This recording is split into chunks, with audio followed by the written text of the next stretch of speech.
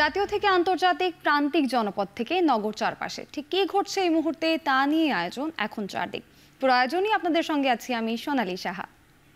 সকল আশঙ্কা সত্য করে আবারও রক্তক্ষয়ী সংঘাতে জড়ালো ভারত পাকিস্তান। মধ্যরাত থেকে সংঘাতে প্রাণ গেছে পাকিস্তানি শিশু সহ দুই দেশের কমপক্ষে ৩৬ জন মানুষের। পাকিস্তান ২৬ জন নিহতের খবর নিশ্চিত করলেও ভারতীয় সেনাবাহিনীর দাবি এ সংখ্যা ৭০ এবং নিহতের সবাই সন্ত্রাসী। অন্যদিকে পাকিস্তানি সেনাদের গুলিতে কাশ্মীর সীমান্তে নিয়ন্ত্রণ রেখায় প্রাণ গেছে কমপক্ষে ১০ জন ভারতীয় নাগরিকের। ভারতীয় আগ্রাসনের পাল্টা জবাবে রাফালে MiG-29 সহ ভারতীয় বাহিনীর ৫টি যুদ্ধ বিমান ভূপাতিত করেছে পাকিস্তানি বাহিনী। দাবি করেছে ভারতীয় ব্রিগেডের হাইকোয়ার্টার ধ্বংসেরও। যুদ্ধ আতঙ্কে ভারতের উত্তরাঞ্চলে বন্ধ বিভিন্ন বিমানবন্দর। পাকিস্তান পাল্টা জবাব দেওয়ার প্রস্তুতি নেয়ায় বন্ধ ইসলামাবাদ ও পাঞ্জাবের সকল স্কুল।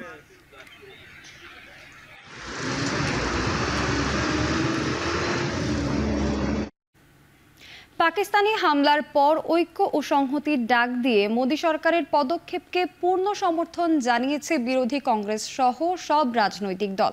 সন্ত্রাসবাদের বিরুদ্ধে জিরো টলারেন্স ঘোষণা করেছেন ভারতের পররাষ্ট্রমন্ত্রী এস জয়শঙ্কর। অপারেশন সিন্দুরের প্রশংসা জানিয়ে কংগ্রেস নেতা রাহুল গান্ধী বলেছেন ভারতীয় সশস্ত্র বাহিনীর জন্য তিনি গর্বিত। দলের আরেক নেতা শশী থারুর বলেন ভারত তার অবস্থান পরিষ্কার করেছে, পাকিস্তানের উচিত হবে না তা বিস্তৃত করা। এদিকে ভারত পাকিস্তানের চলমান এই সংঘাতকে লজ্জাজনক ঘটনা বলেছেন মার্কিন প্রেসিডেন্ট ডোনাল্ড ট্রাম্প। তবে দ্রুত সংঘাতের সমাধান হবে বলে আশা প্রকাশ করেছেন তিনি। এছাড়া দুই দেশকেই সংযত থাকার আহ্বান জানিয়েছেন জাতিসংঘের মহাসচিব অ্যান্টনিও গুতেরেস। উদ্বেগ জানিয়ে দুপক্ষকে শান্ত থাকার আহ্বান জানিয়েছেন জাপান, চীন, সংযুক্ত আরব আমিরাত সহ বেশ কয়েকটি দেশ।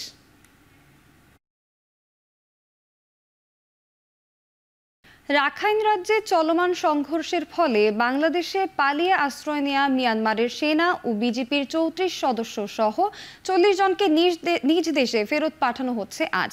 এর মধ্য দিয়ে কক্সবাজার বিমানবন্দরে শুরু হচ্ছে আন্তর্জাতিক টেস্ট ফ্লাইট চলাচল। বেলা ১১টার পরে কড়া নিরাপত্তার মধ্য দিয়ে তাদের কক্সবাজার বিমানবন্দরে নিয়ে আসা হয়েছে। এর মধ্যে ৩৪ জন বিজিপি ও সেনা সদস্য, বাকি ৬ জন সাধারণ নাগরিক রয়েছে। কর্তৃপক্ষ বলছে কক্সবাজার বিমানবন্দর থেকে যেহেতু আন্তর্জাতিক ফ্লাইট এটি প্রথম, তাই বিশেষ ব্যবস্থায় সম্পন্ন করা হবে ইমিগ্রেশন সহ সব প্রক্রিয়া। এছাড়া মিয়ানমার থেকে বিশেষ ফ্লাইট ১টা ৪৫ মিনিটে আসবে কক্সবাজার বিমানবন্দরে, আর কক্সবাজার থেকে ছেড়ে যাবে দুপুর ৩:৩০টার দিকে। এর আগে ৭৫২ জনকে ৩ দফায় নৌপথে ফেরত পাঠানো হয়। একইভাবে মিয়ানমারে আটকে থাকা ২১৪ জন বাংলাদেশি নাগরিককেও তাদের দণ্ড শেষে দেশে ফেরত পাঠানো হবে।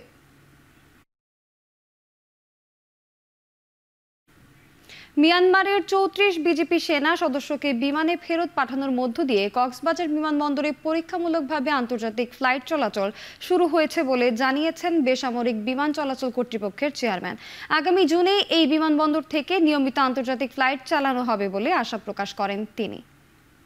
কক্সবাজার আন্তর্জাতিক বিমানবন্দর থেকে নভেলে কাস্টমস ইমিগ্রেশন করেই তো বাইরে যায়। তো এই সমস্ত প্রসিজার লিমিটেড স্কেলে হলেও তো টেম্পোরারি ওখানে বসাইতেছে সব কাস্টমস ইমিগ্রেশন আদার্থিক। তো ওইটা একটা আন্তর্জাতিক বিমানবন্দর চালু হওয়ার আগে এটা একটা হয়ে গেল আর কি, ট্রায়াল হয়ে গেল আর কি।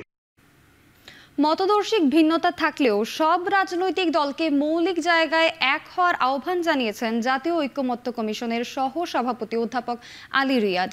সকালে জাতীয় সংসদ ভবনের এলডি হলে নাগরিক ঐক্যের সঙ্গে কমিশনের বৈঠকের আগে কথা বলেন তিনি।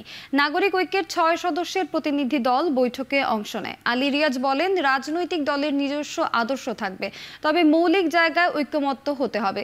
জাতীয় ঐকমত্য প্রতিষ্ঠায় শুধু কমিশন নয়, সবাইকে কাজ করার আহ্বান জানান তিনি। ১১৮টি সংস্কার প্রস্তাবে একমত হয়েছে নাগরিক ঐক্য।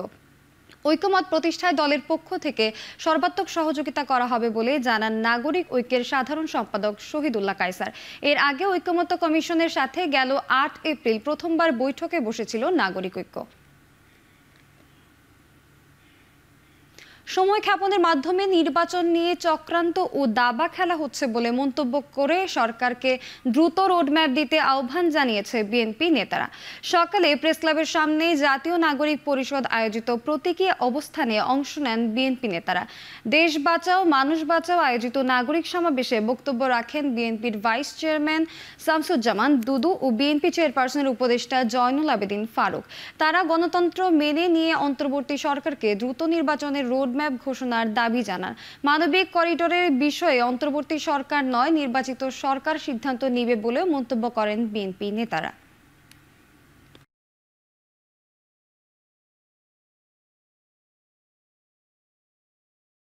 ভারতে অবস্থানরত ক্ষমতাচ্যুত প্রধানমন্ত্রী শেখ হাসিনাকে আগামী ৮ মে জিজ্ঞাসাবাদের জন্য তলব করেছে দুদক। সংস্থাটির উপপরিচালক মনিরুল ইসলাম স্বাক্ষরিত এ বিষয়ক একটি চিঠি ধানমন্ডির সুধা সদনের ঠিকানায় পাঠানো হয়েছে। ইতিমধ্যেই দুদকের মামলায় গ্রেফতারি পরোয়ানার এই আসামি জিজ্ঞাসাবাদে মুখোমুখি না হলে আত্মপক্ষ সমর্থনের সুযোগ হারাবেন বলে জানিয়েছেন দুদক সংশ্লিষ্টরা। ক্ষমতায় থাকার সময় ১৫ বছরে বিমানবন্দরে উন্নয়নের নামে হাজার হাজার কোটি লোপাটের অভিযোগে তাকে তলব করা হয়েছে। গেল জানুয়ারিতে ৩টি আন্তর্জাতিক বিমানবন্দরের ৪টি উন্নয়ন প্রকল্পের প্রায় ৯০০ কোটি টাকা আত্মসাতের অভিযোগে মামলা করে দুদক।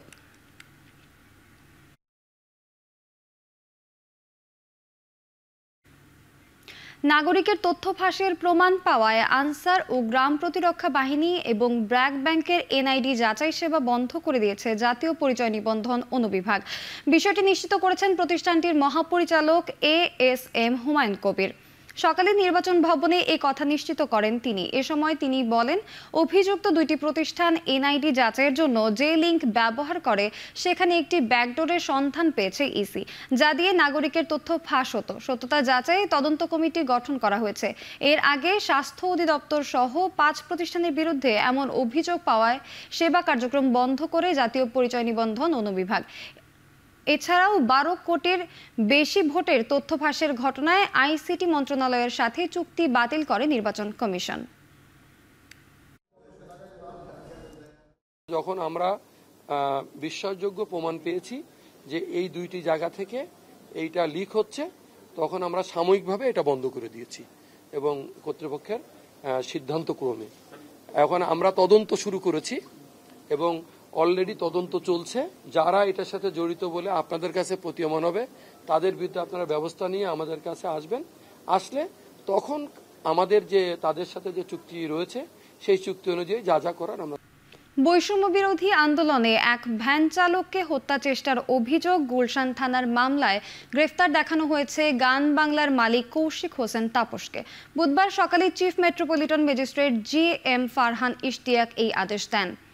এদিন সকালে তাকে আদালতে হাজির করে রাষ্ট্রপক্ষের আইনজীবী বলেন, জুলাই আগস্টের সময় গুলশানের এক ভ্যান চালককে হাসপাতালে চিকিৎসা দিতে না দেয়া ও পরে পায়ে গুলি করে হত্যা চেষ্টার অভিযোগ রয়েছে তাপসের বিরুদ্ধে।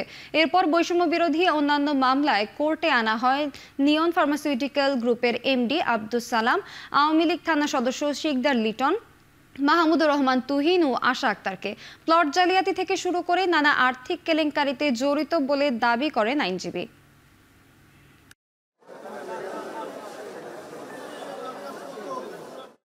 গান বাংলার চেয়ারম্যান কৌশিক হোসেন তাপস, তাকে গুলশানের একটি হত্যা চেষ্টা মামলা, আজকে তার বিরুদ্ধে একটি মামলায় তদন্তকারী কর্মকর্তা গুলশান থানা একটি হত্যা প্রচেষ্টা মামলায় তাকে সন্নিবেশ করা হয়েছে। পরবর্তীতে তাকে জিজ্ঞাসাবাদ করার জন্য তার বিরুদ্ধে রিমান্ড প্রার্থনা করা হবে। জঙ্গি সাজিয়ে রাজধানীর কল্যাণপুরের জাহাজবাড়িতে ৯ তরুণ হত্যা মামলার তদন্ত প্রতিবেদন দাখিলের জন্য আগামী ১৪ জুলাই পর্যন্ত সময় দিয়েছেন আন্তর্জাতিক অপরাধ ট্রাইব্যুনাল। একই সঙ্গে মামলার আসামি সাবেক আইজিপি AKM শহীদুল হক, ডিএমপির সাবেক কমিশনার আসাদুজ্জামান ও মিরপুর বিভাগের সাবেক ডিসি জসিমউদ্দিন মোল্লাকে একদিন করে জিজ্ঞাসাবাদের অনুমতি দিয়েছেন ট্রাইব্যুনাল। সাবেক আইজিপি AKM শহীদুল হককে 25 মে, ডিএমপির সাবেক কমিশনার আসাদুজ্জামানকে 27 মে, 29 মে মিরপুর বিভাগের সাবেক ডিসি জসিমউদ্দিন মোল্লাকে জিজ্ঞাসাবাদ করবে ট্রাইব্যুনালের তদন্ত সংস্থা। এর আগে সকাল 10টার দিকে এই 3 আসামিকে ট্রাইব্যুনালে হাজির করা হয়।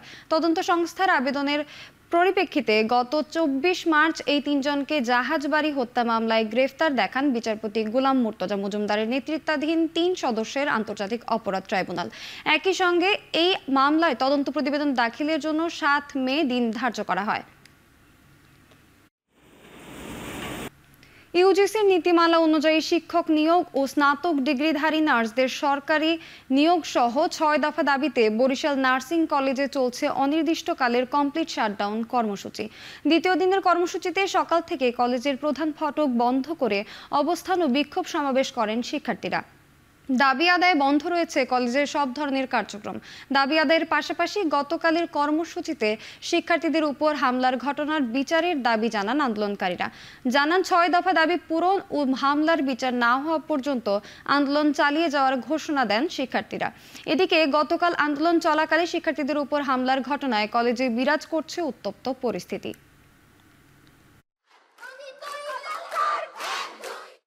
যতদিন পর্যন্ত হচ্ছে আমাদের আন্দোলনটা হচ্ছে পুরোপুরিভাবে বাস্তবায়ন না হচ্ছে ততদিন পর্যন্ত আমরা এটা চালিয়ে যাব। আমাদের যে সমস্ত কতিপয় শিক্ষক এই হামলার সাথে জড়িত ছিলেন তাদের যেন সুষ্ঠু বিচার হয়। যতক্ষণ এদের বিচার না হবে আমাদের এই কমপ্লিট শাটডাউন চলমান থাকবে। সারা দেশব্যাপী যে কমপ্লিট শাটডাউন সেটা চলমান থাকবে এবং আজকের আমাদের যে এই দাবি এটাও চলমান থাকবে। মেহেরপুরে সড়কের পাশে থেমে থাকা ডাম্প ট্রাকে মাইক্রোবাসের ধাক্কায় 3 জন নিহত হয়েছেন, আহত হয়েছেন আরও 4 জন। মধ্যরাতে মেহেরপুর কুষ্টিয়া আঞ্চলিক মহাসড়কের শুকুরকান্দি এলাকায় এ দুর্ঘটনা ঘটে। পুলিশ জানায় রোগী ও স্থানীয় কয়েকজন যাত্রী নিয়ে কুষ্টিয়া মেডিকেল কলেজ হাসপাতালে যাচ্ছিল মাইক্রোবাসটি। পথে শুকুরকান্দি এলাকায় মহাসড়কের পাশে থেমে থাকা ডাম্প ট্রাকে ধাক্কা দেয় মাইক্রোটি। এতে চালক সহ 8 জন গুরুতর আহত হন। তাদের উদ্ধার করে কুষ্টিয়া মেডিকেলে ভর্তি করেন স্থানীয়রা। পরে ভোরের দিকে সেখানে চিকিৎসাধীন অবস্থায় চালক, অসুস্থ নারী সহ 3 জনের মৃত্যু হয়। দুর্ঘটনার পর জব্দ করা হয়েছে ডাম্প ট্রাক ও মাইক্রোবাসটি।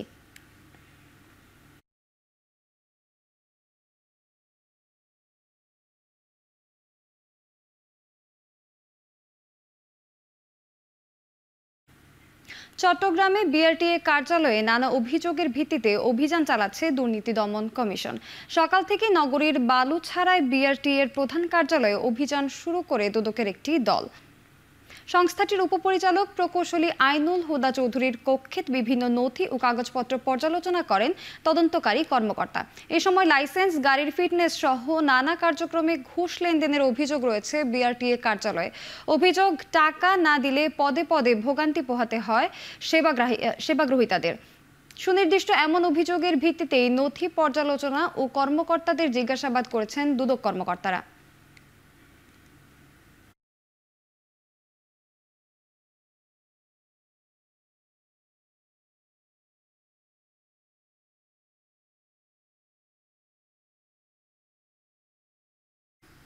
ফিফা ডিসিপ্লিনারি কমিটি থেকে বাংলাদেশের হয়ে খেলার অনুমোদন পেয়েছেন কানাডিয়ান প্রবাসী ফুটবলার সমিত সোম।